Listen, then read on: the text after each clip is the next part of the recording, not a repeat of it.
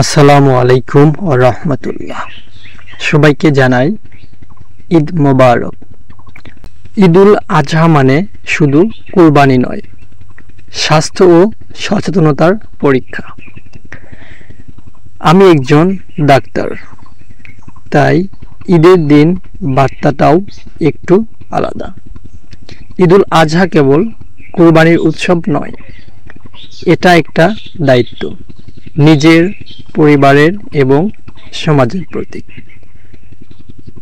আপনার প্লেট ভর্তি মাংস হতে পারে, কিন্তু এতটা প্রোটিন হজম করতে যাদের ডায়াবেটিক্স, উচ্চ রক্তচাপ, গ্যাস্ট্রিক, তাদের জন্য এই ঈদ একটু বাড়তি সতর্কতার সময়।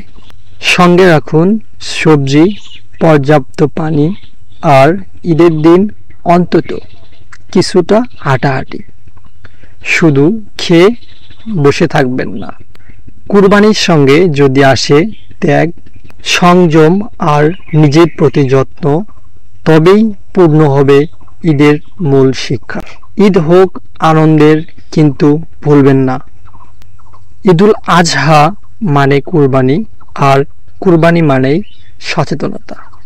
একজন ডাক্তার হিসেবে আমার অনুরোধ, মাংস খান, কিন্তু নিজের শরীরের খবরও রাখুন। ঈদের দিনে আপনার ছোট্ট সচেতনতা পারে বড় বিপদ ঠেকাতে। সতর্ক থাকুন, সুস্থ থাকুন। সবাইকে ঈদ মোবারক।